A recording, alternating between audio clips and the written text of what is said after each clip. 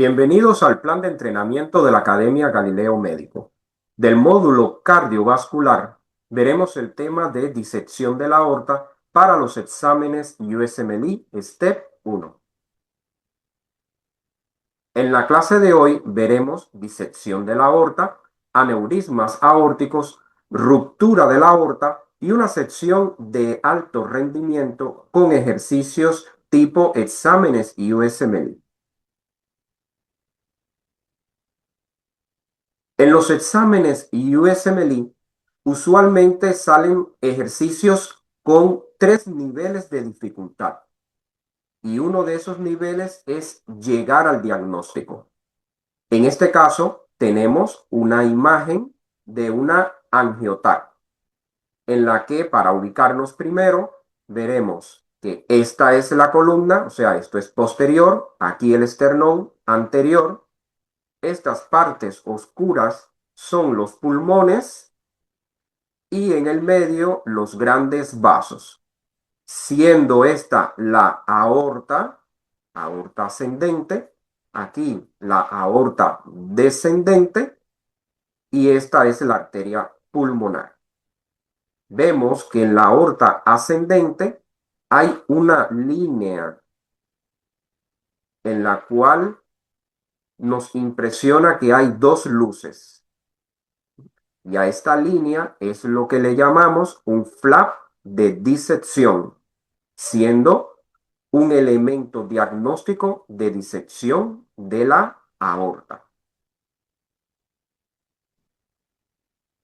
La disección de la aorta se produce por una rotura transversal en la capa íntima de la aorta, siendo este el punto de entrada, como vemos en esta imagen, con un desgarro en la íntima de la pared de la aorta, en donde se introduce, penetra la sangre hacia la capa media y forma una luz falsa en ese espacio íntimo medial. Entonces se forma un hematoma y se va prolongando longitudinalmente hacia la aorta distal en sentido al arco, aorta descendente o abdomen, o puede propagarse hacia el corazón cuando su propagación es proximal. El aumento de la presión en la pared de la aorta es lo que puede provocar la ruptura total de todas las capas de la aorta. Aprovechamos esta oportunidad para hablar sobre las 3 capas de la aorta. Está la más interna, la que está justo en contacto con la sangre que está fluyendo en el interior del vaso, es la túnica íntima. En el medio encontramos una capa que es más gruesa, que es la capa media. Y la más externa es la capa adventicia de las palas. Estas son las 3 paredes de la aorta. El estudio de los factores de riesgo para la disección de la aorta nos va a orientar sobre las condiciones en las que se produce la disección. Veamos cómo la capa media es la capa más gruesa, la que le da a la aorta su resistencia a la tracción y su elasticidad, porque en la capa media es donde hay proteínas que son las responsables de la resistencia y la elasticidad, como el colágeno y la elastina. Cuando hay condiciones en las cuales se ven afectada la síntesis de colágeno o de elastina, existe una vulnerabilidad para las disecciones y para los aneurismas. En la capa más externa, que es la adventicia, están los vasa vasorum, que también forman parte de los factores de riesgo para la disección de la aorta. Cuando estos vasa vasorum están afectados, por ejemplo, en los casos de hipertensión con rigidez de estos vasos o aterosclerosis, la capa media se ve afectada porque los vasa vasorum son los que le aportan sangre al propio vaso sanguíneo. Le aportan sangre a las propia capa media de la aorta afectándola. Los factores de riesgo para la disección de la aorta los vamos a dividir en tres para su mejor comprensión. Por aumento de tensión en la pared de la aorta, por debilidad de la capa media y otros factores. El aumento de la tensión en la pared de la aorta se produce en la hipertensión y en la aterosclerosis.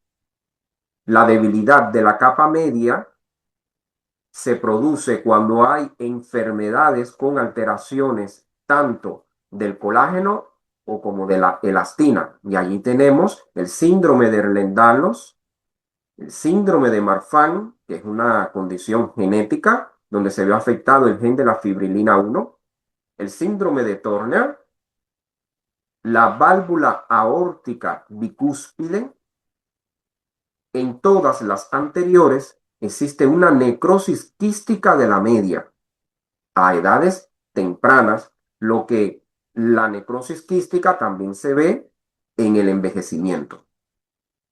Los casos de sífilis terciaria que se veían en el pasado era por la afectación de los vasa vasorum, una arteritis de los vasa vasorum, y la arteritis de Takayasu como otra de las causas de debilidad en la capa media, aunque más raro. Otros factores de riesgo son las lesiones iatrogénicas durante una cirugía valvular o la colocación de algún injerto donde se haga un desgarro en la capa íntima de la aorta, por ahí puede penetrar la sangre y producirse el hematoma. En el embarazo también es una condición que con cierta frecuencia puede producir disección de la aorta y el uso de drogas que afectan directamente la capa media de la aorta. En esta imagen pueden ver cómo está disecada la aorta. Aquí vemos la íntima, la capa media está disecada y la adventicia. Cómo esta progresión de la disección puede afectar otros vasos que tienen su origen en la aorta. Por ejemplo, las coronarias, los vasos supraaórticos, las arterias espinales, el tronco celíaco, las arterias mesentéricas superior e inferior y las arterias renales. Además, las ilíacas al final de la aorta en su bifurcación. Todos estos vasos pueden verse afectados por la oclusión del flap íntimo medial que reduce el flujo en estos vasos. Por lo que la oclusión en las ramas arteriales nos van a dar síntomas que se relacionan con estas arterias. Por ejemplo, las arterias coronarias pueden provocar un infarto del miocardio cuando están afectadas o ocluidas las arterias coronarias. Las arterias cerebrales, un accidente cerebrovascular con déficit neurológico y síncope. Las arterias espinales provocando debilidad o paraplegia. Las arterias renales, falla renal. Las arterias mesentéricas provocan abdomen agudo. Las arterias ilíacas, isquemia aguda de alguna de las extremidades cuando esté afectada alguna de ellas, o la oclusión completa de la aorta distal o su bifurcación con el conocido síndrome de Ehlers. El síntoma clásico de la disección de la aorta es el dolor torácico súbito, intenso y desgarrante, que migra a medida que la disección progresa a lo largo de la aorta. Se suele irradiar hacia la espalda y el abdomen. Cuando el progreso de esta disección va en sentido hacia la raíz de la aorta, sí, hacia la raíz de la aorta, se produce dilatación de las paredes de la aorta, con lo que la válvula aórtica sus valvas no coaptan correctamente, produciendo una regurgitación aórtica. Pero también puede decolar el hematoma en el espacio pericárdico, cuando ocurre una efusión pericárdica o un taponamiento cardíaco durante la disección. Y la isquemia miocárdica es debido generalmente por oclusión en la coronaria derecha, que es particularmente susceptible por su origen más alto con respecto al origen de la coronaria izquierda. Cuando la disección va progresando hacia el arco aórtico y la aorta descendente, se pueden producir síntomas de accidente cerebrovascular. El síndrome de Horner lo debemos tener en cuenta cuando hay una interrupción en el flujo a la cadena ganglionar del sistema nervioso simpático. Podemos ver también la parálisis de las cuerdas vocales. Es una ronquera por lesión del nervio recurrente laríngeo izquierdo. Este nervio bordea el arco aórtico y se puede ver afectado en estos casos de disección de la aorta con un aneurisma, con dilatación en las paredes. Otros signos que podemos ver es un diferencial de presión arterial entre los brazos. Tenerlo en cuenta, tomar siempre la tensión arterial en ambos vasos. Pulso asimétrico entre las extremidades. Es muy importante hacer la exploración de todos los pulsos, ver su simetría para poder sospechar una disección de la aorta. Y cuando tenemos una radiografía de tórax, podemos encontrar un mediastino ensanchado. Ya que hablamos de los estudios iniciales para sospechar una disección de la aorta, vemos que la radiografía tiene sus ventajas. Es rápida, disponible y útil para descartar otras causas. Pero además tiene limitaciones, como la baja sensibilidad para la disección. El ecocardiograma transtorácico se puede hacer a pie de cama, sin radiaciones, y detecta el taponamiento cardíaco. Sus limitaciones que es operador dependiente y tiene una baja sensibilidad para el diagnóstico de la disección de la aorta. En cambio, un ecocardiograma transesofágico sí tiene alta sensibilidad para la disección de la aorta, para hacer el diagnóstico, para ver, observar el flap íntimo medial. Y es muy útil en pacientes inestables. Su limitación es que es invasivo, requiere de sedación y no siempre está disponible en todos los hospitales. Para el diagnóstico definitivo, como hemos mencionado, el ecocardiograma transesofágico, como muestra estas imágenes, vemos el flap de disección.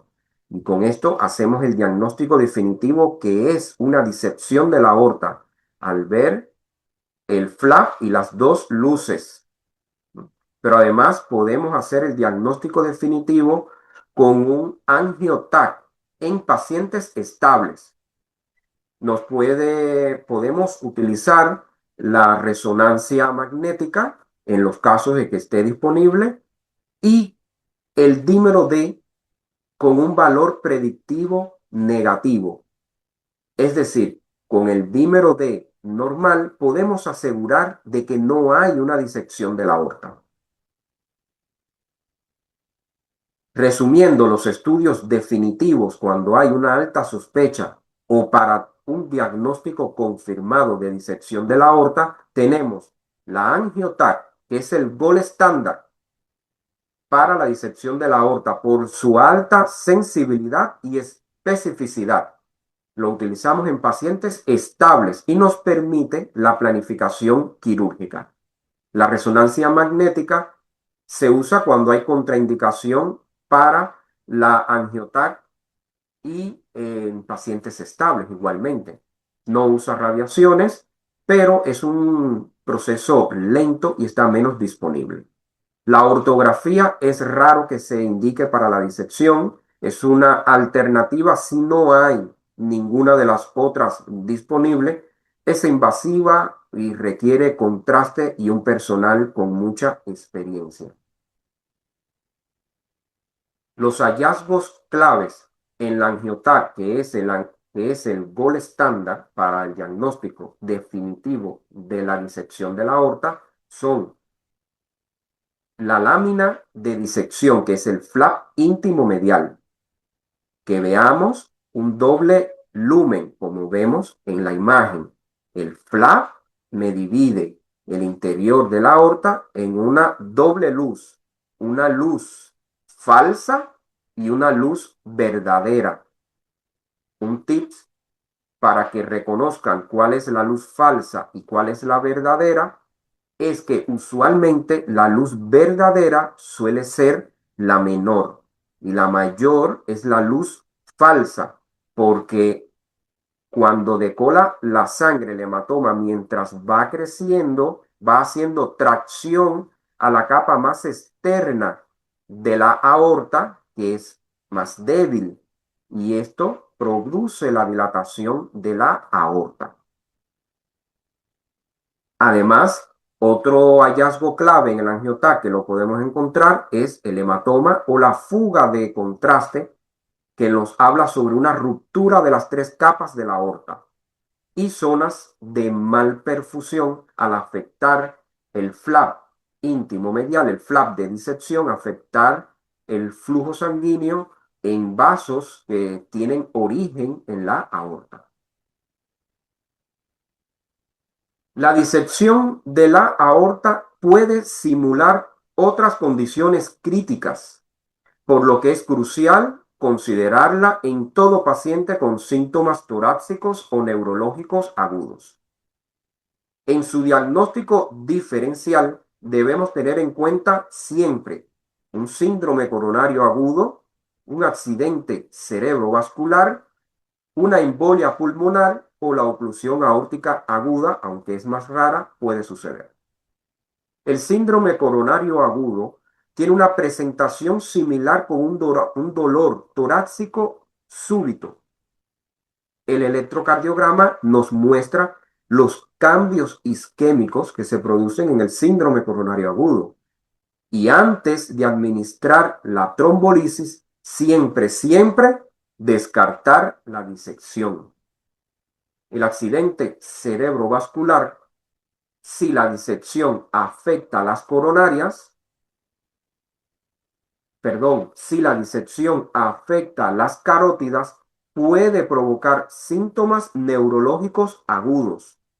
No iniciar el tratamiento trombolítico sin excluir la disección de la aorta.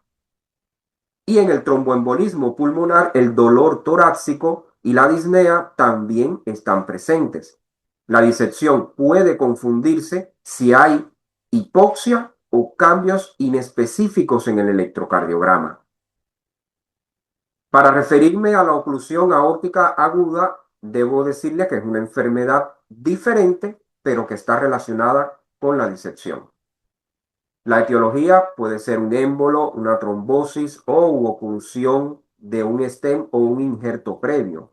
Y los síntomas son de isquemia aguda según la afectación de las ramas arteriales. Y se confirma con una angiota.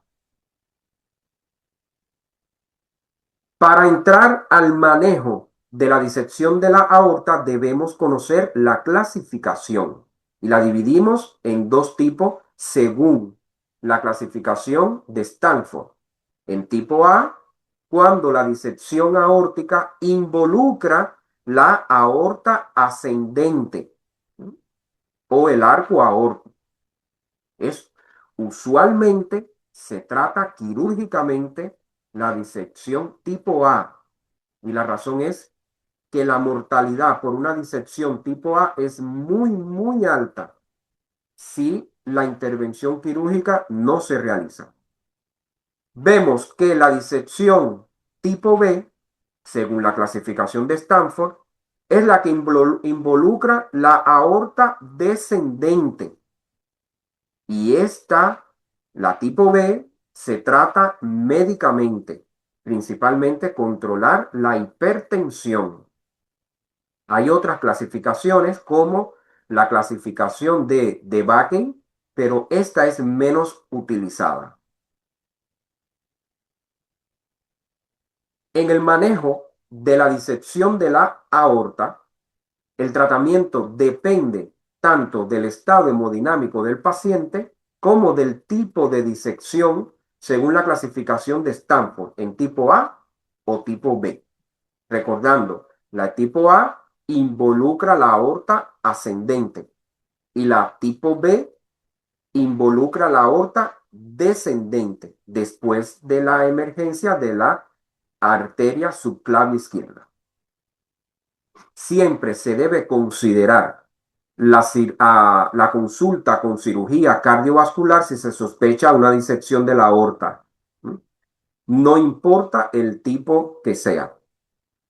En pacientes inestables, aquellos pacientes que tienen hipotensión, shock o parada cardiorrespiratoria, las posibles causas de inestabilidad pueden ser ruptura de la aorta, un síndrome coronario agudo, taponamiento cardíaco o una insuficiencia aórtica aguda.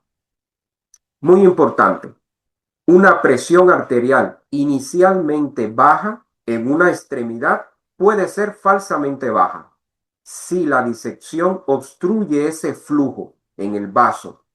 Verificar en el otro vaso, en el otro brazo, perdón, verificar en el otro brazo para estar seguro que hay hipotensión.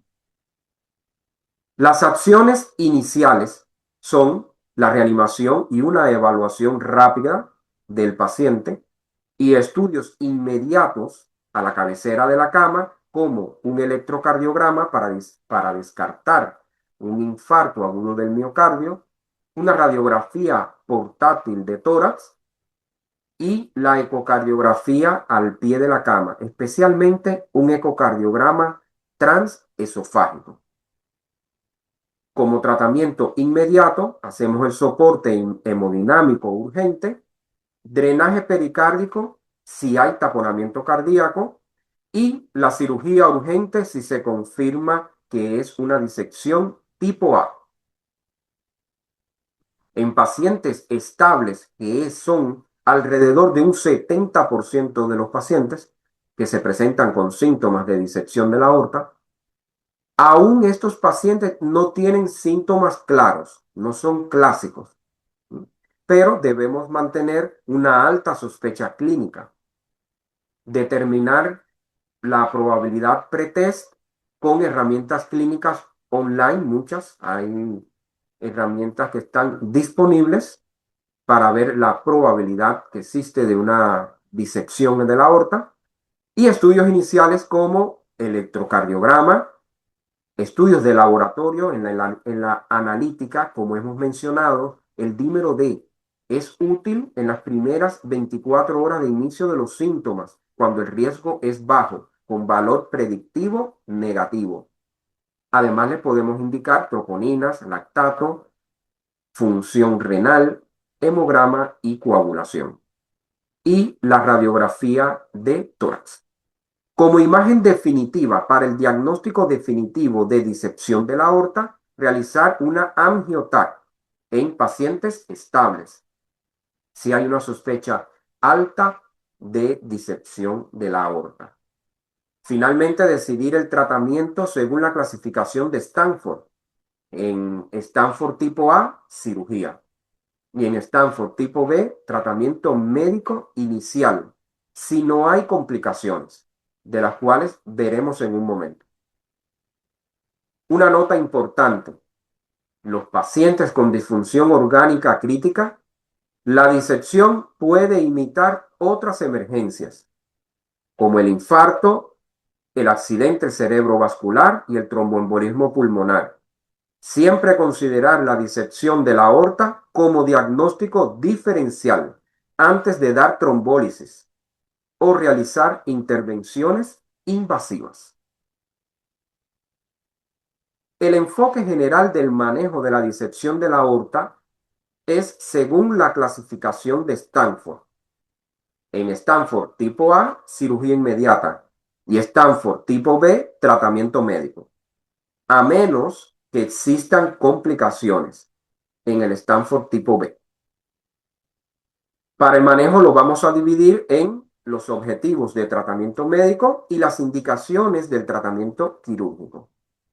El tratamiento médico tiene como objetivo disminuir la presión arterial y la frecuencia cardíaca. Eso es lo primordial.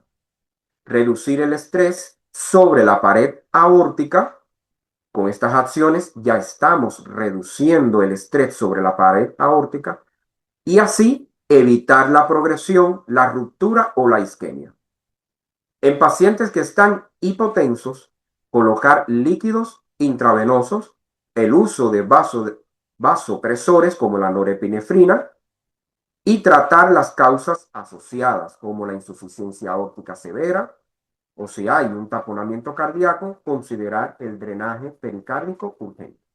En pacientes que están hipertensos, la meta es llevar la presión arterial sistólica a valores de 100 a 120, lo más bajo posible, y la frecuencia cardíaca menor de 60 latidos por minuto.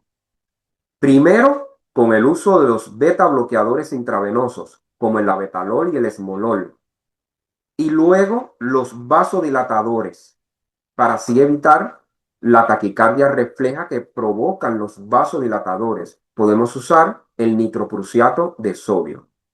El tratamiento quirúrgico tiene indicaciones siempre en la disección de la aorta tipo A de Stanford. Y en la tipo B, complicado, podemos encontrar como complicaciones daños a órganos que están isquémicos, la hipotensión constante, el dolor persistente o una hipertensión refractaria, la propagación activa de la disección de la aorta, el aneurisma o el hematoma cada vez más creciente o la ruptura de la aorta.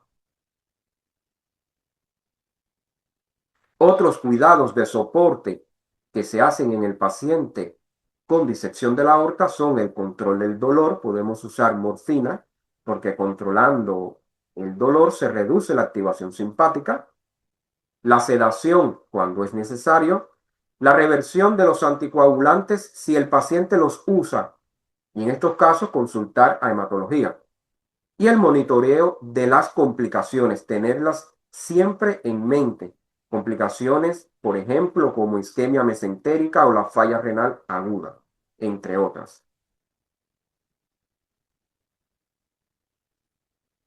Como está tan relacionada la disección de la aorta con los aneurismas aórticos, vamos a tomar unos minutos para hablar de los aneurismas aórticos.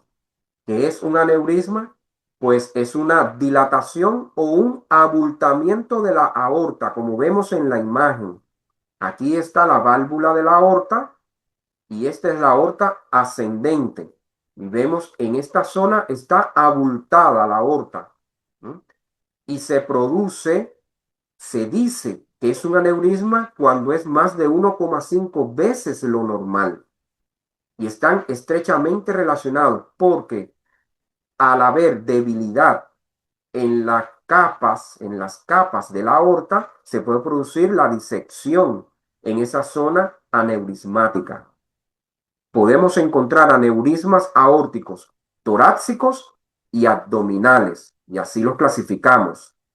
Los torácicos pueden ser en la aorta ascendente, en la aorta torácica descendente, y los abdominales en la aorta que puede ser suprarrenal o infrarrenal.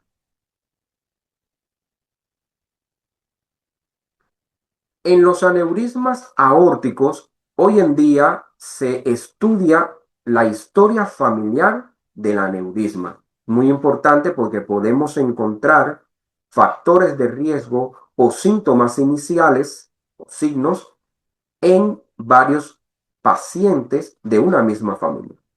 La mayoría de los aneurismas torácicos son asintomáticos y un aneurisma torácico se asocia al proceso de la aterosclerosis cuando usualmente afecta a la aorta descendente.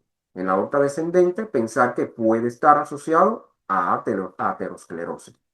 Los aneurismas aórticos abdominales son mucho menos comunes que los torácicos, siendo la aorta infrarrenal la porción que es más afectada por la aterosclerosis.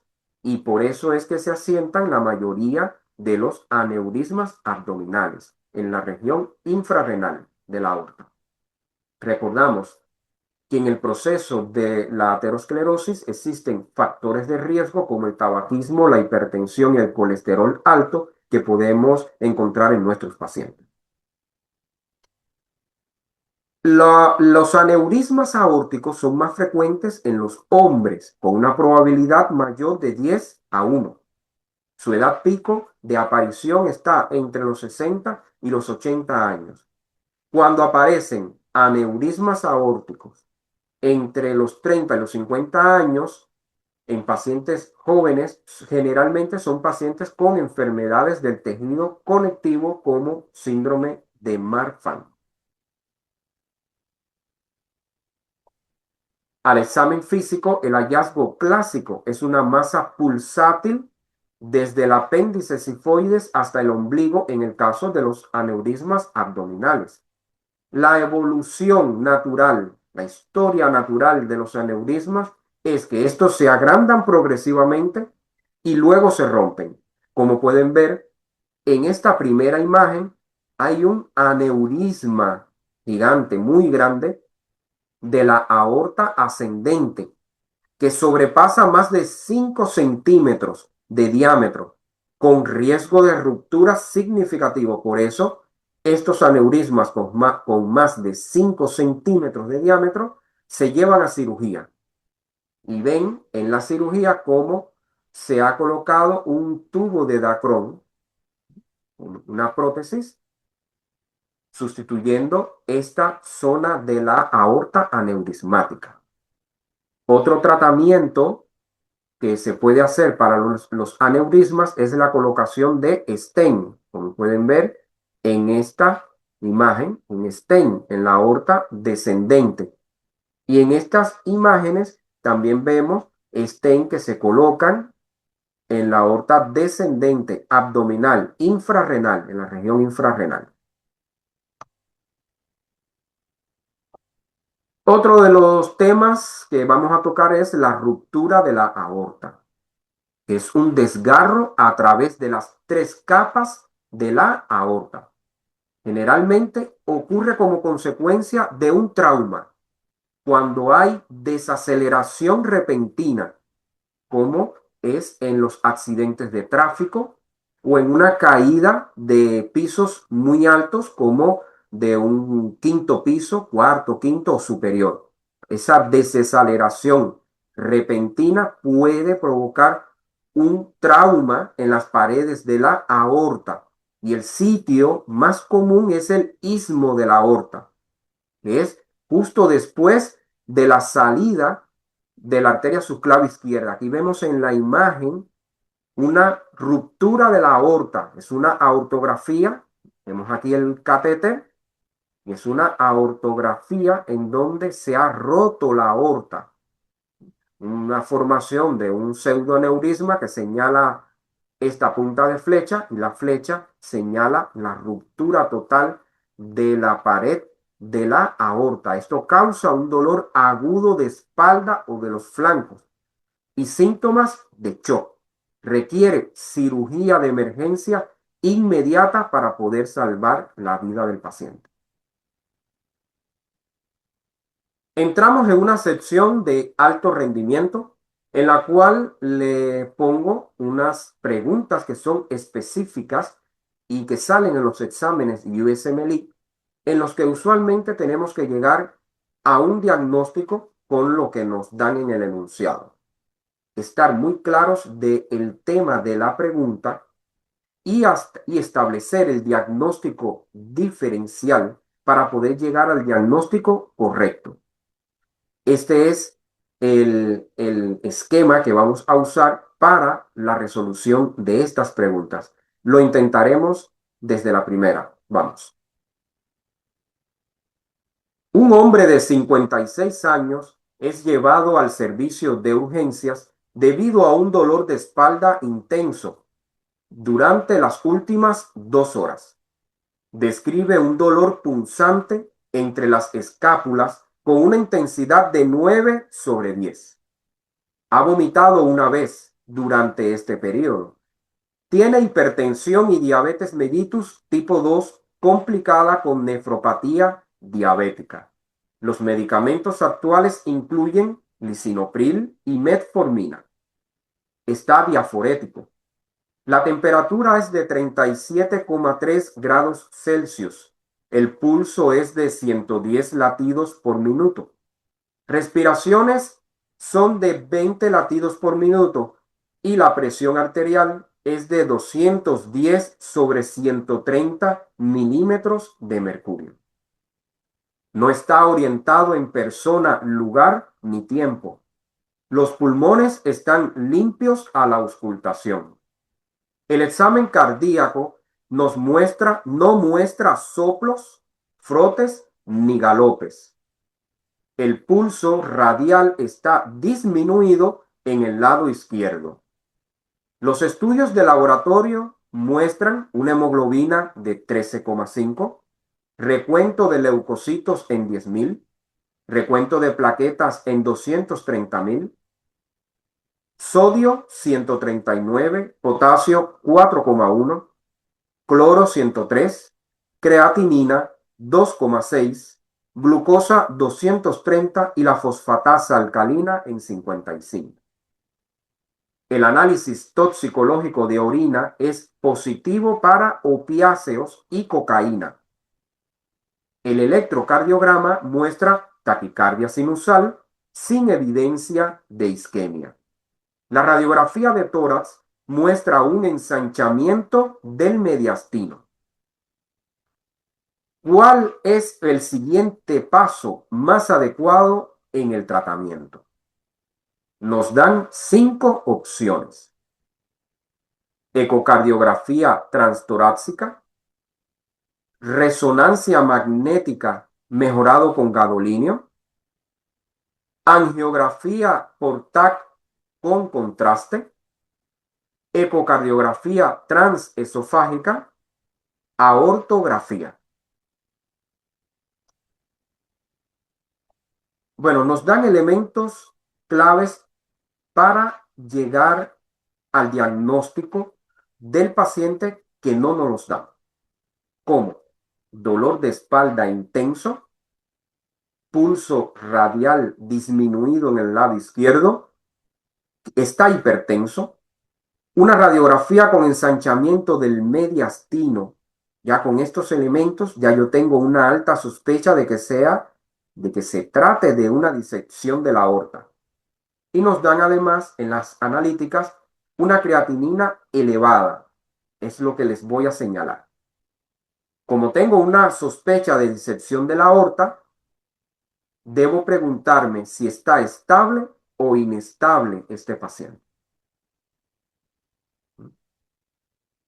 Este paciente necesito hacer el diagnóstico definitivo con estos exámenes que me están mostrando en la pregunta. La respuesta correcta es ecocardiografía transesofágica. La ecocardiografía transesofágica es un estudio que se prefiere en los pacientes que están hemodinámicamente inestables. Pero, como en este caso, nuestro paciente, a pesar de estar estable, no se prefiere hacer la angiografía por tomografía con contraste porque encontramos una creatinina elevada. Ya el paciente tiene afectada la función renal. Entonces, La mejor opción para llegar al diagnóstico es la ecocardiografía transesofágica. Esto es una modalidad que nos permite visualizar el flap íntimo medial de disección, las luces verdaderas y falsas, ver si hay trombosis en la luz falsa, encontrar si hay un derrame pericárdico, signos de taponamiento o insuficiencia aórtica. Y además podemos justificar la intervención quirúrgica con esta técnica. Un hombre de 48 años es llevado al departamento de emergencias una hora después de la aparición repentina de dolor en el pecho y dificultad para respirar. Describe el dolor como intenso, desgarrante e irradiado a la espalda. Tiene hipertensión tratada con hidroclorotiazida y lisinopril. Ha fumado un paquete de cigarrillos diariamente durante 30 años. En el examen está muy angustiado, pero orientado en tiempo, persona y lugar. Su pulso es de 105 por minuto. Las respiraciones son de 22 por minuto. Y la presión arterial es de 170 sobre 90 milímetros de mercurio. El examen cardíaco no muestra soplos, roces ni galopes. No hay distensión venosa yugular. Los pulsos de las extremidades radiales son iguales. El examen neurológico no muestra anormalidades. Un electrocardiograma muestra taquicardia sinusal e hipertrofia ventricular izquierda. Se muestra una tomografía computarizada de tórax y vemos la imagen tomográfica. ¿Cuál es el siguiente paso más apropiado en el manejo? Nos dan 6 opciones. Iniciar la terapia con heparina, solo intervención quirúrgica, administrar labetalol seguido de intervención quirúrgica, administrar labetalol, administrar activador tisular del plasminógeno, administrar aspirina. En la imagen de la angiografía del angiotac, nos podemos ver que la aorta tiene una imagen aquí de doble luz. Y con esto debemos hacer el diagnóstico. En las preguntas nos dan opciones de anticoagulación, fibrinolisis y antiagregación con la aspirina. Opciones de control de frecuencia cardíaca y presión arterial usando la betalol. Y las opciones de cirugía.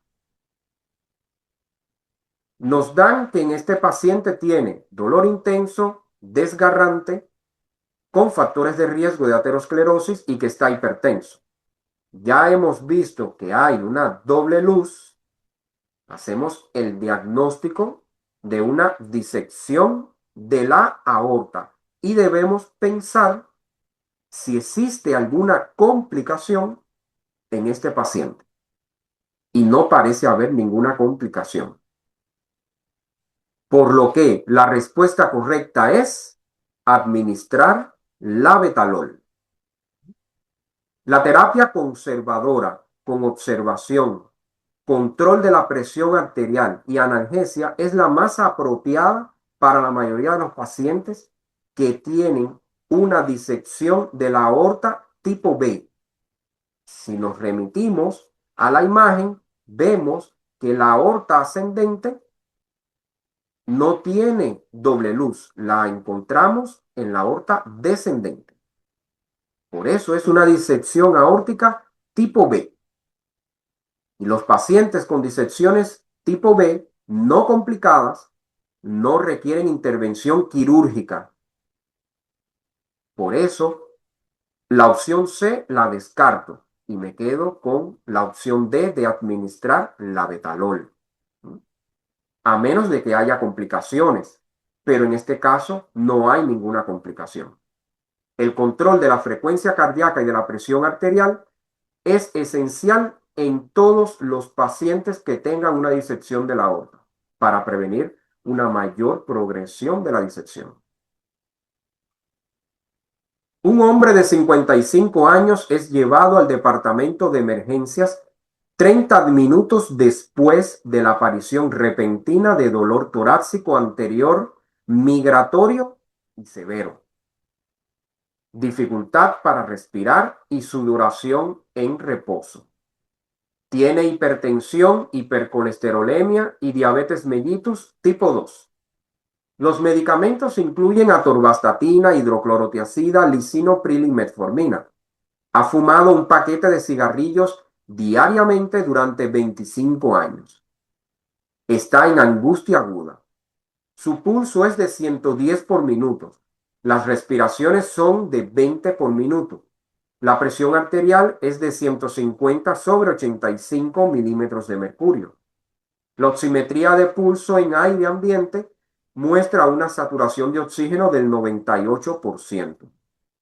El examen cardíaco muestra un soplo diastólico de grado 3 sobre 6, agudo y soplo que se escucha mejor sobre el borde esternal derecho. Los pulmones están claros a la auscultación y los pulsos femorales están disminuidos bilateralmente. Un electrocardiograma muestra taquicardia sinusal e hipertrofia ventricular izquierda. ¿Cuál de los siguientes es el diagnóstico más probable? Nos dan 6 opciones: embolia pulmonar, rotura esofágica, disección de la aorta, neumotórax espontáneo, rotura del músculo papilar e infarto de miocardio. Nos están hablando sobre un dolor torácico que es anterior, severo y que migra, con la aparición de un soplo agudo, un soplo diastólico de grado 3 sobre 6, que se escucha mejor sobre el borde esternal derecho, lo que me hace sospechar que tiene una regurgitación aórtica aguda. Y nos ponen pulsos femorales disminuidos bilateralmente. Parece fácil saber que es una disección de la aorta. La disección de la aorta generalmente ocurre en hombres entre 60 y 80 años de edad con hipertensión. La extensión de la disección hacia la válvula aórtica causa insuficiencia aórtica. Sin embargo, a diferencia de un soplo de insuficiencia aórtica por una enfermedad valvular aórtica, que es prominente el soplo a lo largo del borde esternal izquierdo, el soplo de la insuficiencia aórtica en la disección es prominente a lo largo del borde esternal derecho. De ahí la diferencia, por lo que la respuesta correcta es disección de la aorta. Y así hemos terminado esta clase de entrenamiento en disección de la aorta para los exámenes USMLE Step 1.